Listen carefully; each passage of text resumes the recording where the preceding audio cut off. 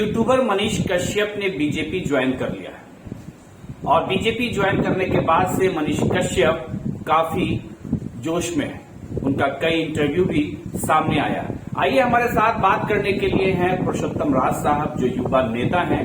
मनीष कश्यप पे से बात करते हैं। क्या लगता है, मनीष कश्यप पहले तो एक यूट्यूबर थे, अब बीजेपी ज्वाइन कर लिया है और वो काफी तीखा प्रहार भी कर रहे हैं कई नेताओं पर। क्या लगता है? देखिए, सबसे पहली बात है कि मैं मनीष कश्यप जी को अग्रिम शुभकामनाएं देता हूं और इनके राजनीतिक जीवन की नई पारी शुरुआत के लिए इनको बधाई भी देता हूं।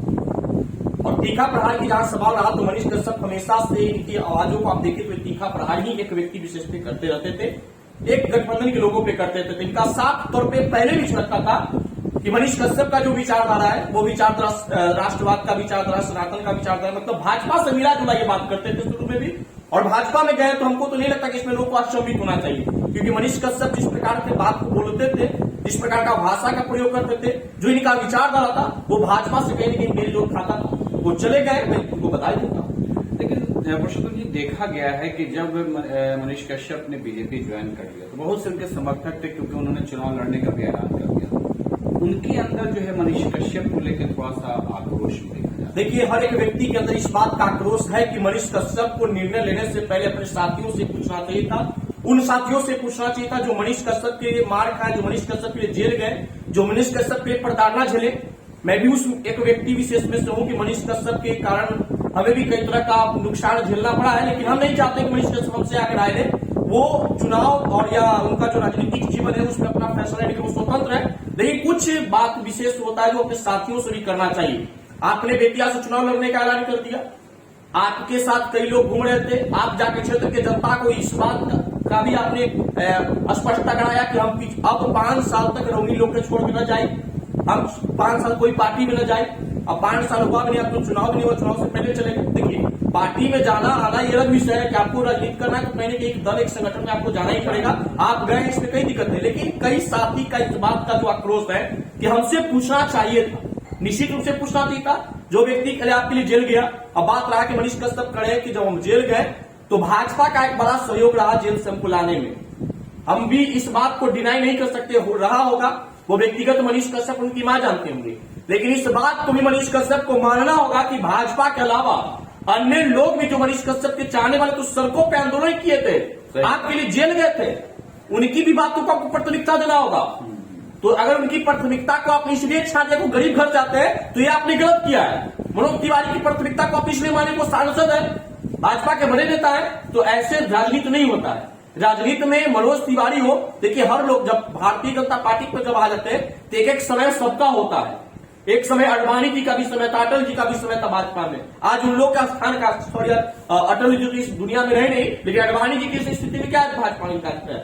तो एक समय होता है, कोई ऊपर चढ़ता है कोई नीचे गिरता है। मनोज तिवारी का समय है, ठीक है, हो सकता है कि बिहार मनोज तिवारी का समय न रहे, लेकिन जो आपका कट्टर समर्थक का जो आपका साथी था वो आपके साथ आजीवन रहेगा। भाजपा में रहे या न रहे, आप भाजपा छोड़ के कांग्रेस में भी चले जाएंगे, वो साथी आपके साथ वहां भी रहेंगे। जो आपका दुख का साथी होगा वो आपके साथ आजीवन रहेगा। लेकिन आपको उनके वजन, उनके वैल्यू आपको देना होगा। लेकिन अगर उनकी बातों को, उनके वजन को आप नहीं दे पा रहे तो ये समझ लीजिए कि कहीं ना कहीं इस बात, इसीलिए लोग उसको कहते हैं स्वार्थी लोग कहते हैं। तो इसमें अपना परिचय मत करें मनीष कश्यप। एक चीज देखा गया है कि मनीष कश्यप या फिर पवन सिंह की बात करें तो जहां जहां मनीष कश्यप भी चुनाव में लड़ने का ऐलान कर दिया था निर्दलीय, पवन सिंह भी आ गए काराकाट से, तो एनडीए को इस बात का एहसास हो गया कि जहां जहां ये लोग उतरेंगे तो बीजेपी को यानी एनडीए को हार का सामना करना पड़ सकता है। तो दिल्ली से मनोज तिवारी को भेजा गया कि 2 परिंदों को तुम पकड़ के ले, तो एक को तो उन्होंने कैद कर लिया है, दूसरे का क्या लगता है? देखिए, राजनीति बहुत खराब चीज है और इसमें गारंटी के साथ मोदी जी कहते हैं कि मोदी का गारंटी है, लेकिन हम गारंटी नहीं मानते। पवन सिंह पे हम ये नहीं कर सकते कि पवन सिंह ध्यान भाजपा में नहीं जाएंगे। हम ये दावा के साथ नहीं कर सकते कि पवन सिंह काराकाट का चुनाव लड़ने करेंगे। कभी भी कुछ हो सकता है, लेकिन वर्तमान समय में देखें तो मनोज तिवारी 2 व्यक्ति को मनाने के लिए बिहार आए। एक को तो मना के लेकर चले गए, एक को तो अपने परिवार में शामिल कर लिए, लेकिन दूसरा व्यक्ति का जब हम बयान को देखते हैं पवन सिंह के तो वो कहते हैं कि मैं राष्ट्रवादी था, राष्ट्रवादी रहूंगा। तो राष्ट्रवादी तो मतलब वही वो कह रहे कि हम हैं और रहेंगे भी। मैं भाजपा में जाऊंगा नहीं, लेकिन राष्ट्रवादी मैं चुनाव लड़ने का ऐलान हमने मां के आशीर्वाद से किया, तो इसमें वापस नहीं हटेंगे। अभी तक तो पवन सिंह डट की बात बोल रहे हैं, लेकिन आगे जाके क्या करेंगे वो तो पवन सिंह जानेंगे और मनोज तिवारी जानेंगे, भाजपा जानेगा। लेकिन अभी तक तो पवन सिंह मैदान में चुनाव लड़ रहे हैं और बहुत तैयारी के साथ लड़ रहे हैं। जहां आप मां की बात किया तो अगर देखा जाए तो मनीष कश्यप ने भी कहा कि मेरी मां ने कहा कि तुम बीजेपी ज्वाइन करो। यहाँ पवन सिंह भी कह रहे हैं कि मेरी मां कह रही है कि तुम जाके चुनाव लड़ो। तो कहीं मां को ही एक ये करके दो। देखिए अभी के जो वर्तमान में युवाओं का जो राजनीति है ना, वो माता पिता पर ही सीमित रह गया है। चिराग पासवान जी को भी आप देख लीजिए, जब चुनाव की बात आएगा अपने पिताजी के फोटो के सामने जाएंगे, कहेंगे अपने पिताजी के नेतृत्व में काम कर रहे हैं। मनीष कश्यप जी भी बीच में मां को लाए और पवन सिंह भी मां को लाए। तो ये जो माता पिता वाला जो इमोशनली ब्लैकमेल का जो राजनीति चल रहा है, ये कहीं न कहीं लोगों को मूर्ख बनाने का एक साजिश चल रहा है। अरे चुनाव आप खुद लड़ेंगे, मेहनत आप खुद करेंगे। हर व्यक्ति को एक होता है कि माँ पिता से आशीर्वाद ले, लेकिन माता पिता ये नहीं करते कि बेटा तुम निर्दलीय चुनाव लड़े तो भाजपा में चले जाओ, ये कांग्रेस में चले जाओ। वो तो निर्णय आप लेते हैं कि कौन मेरे लिए बेहतर रहेगा। अब मेरी माँ है, हम भी कई पार्टी में गए, संगठन में काम करते हैं। मेरी माँ ये जरूर करती है कि तुमको शुभकामनाएं, तुम आगे बढ़ो। लेकिन मेरी माँ ये नहीं करती कि तुम मुकेश सहनी जी के साथ चले जाओ, तेजस्वी जी के साथ चले जाओ, नीतीश जी के साथ चले जाओ, नरेंद्र मोदी जी के। वो करती कि अच्छे व्यक्ति के साथ जुड़ जाओ, जो व्यक्ति अच्छा हो।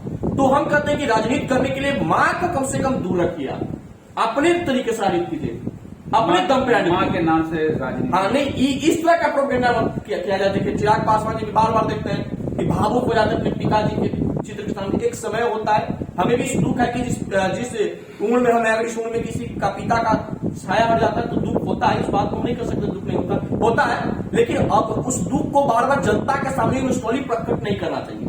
आप अपने दम पे लगे, आपके पास है वो कैबिलियत, आप करिए। आपके पास है वो कैबिलियत, आप चुनाव जीत सकते हैं, किसी को अपना प्रभाव दिखा सकते हैं, दिखाइए।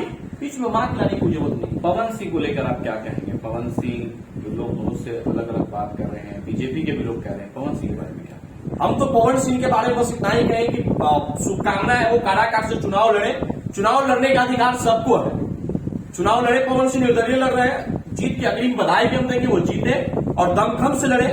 बाकी अब उनका क्या है कि चुनाव लड़ेंगे न लड़ेंगे, वापस जाएंगे, मनोज तिवारी की बात को मानेंगे, या ये भी एग्रीमेंट भाजपा से करेंगे कि राज्यसभा में दो या विधान परिषद में दो। ये तो पवन सिंह के दिल जानता होगा, पवन सिंह जानते होंगे। इस बीच में कुछ नहीं, लेकिन अग्रिम बधाई हम जरूर देंगे, चुनाव लड़ेंगे। चलिए, तो इस तरीके से पवन सिंह और मनीष कश्यप को बहुत बहुत बधाई। हमारे आपको ये पुरुषोत्तम राज साहब दे रहे हैं कि भाई पवन सिंह चुनाव जीते, अग्रिम बधाई है। लेकिन जहां तक बीजेपी में आपको मनीष कश्यप का जाना लोगों को थोड़ा सा नागवार गुजर रहा है, और आगे काराकाट से पवन सिंह का क्या होता है ये तो 4 जून को ही पता चल पाएगा।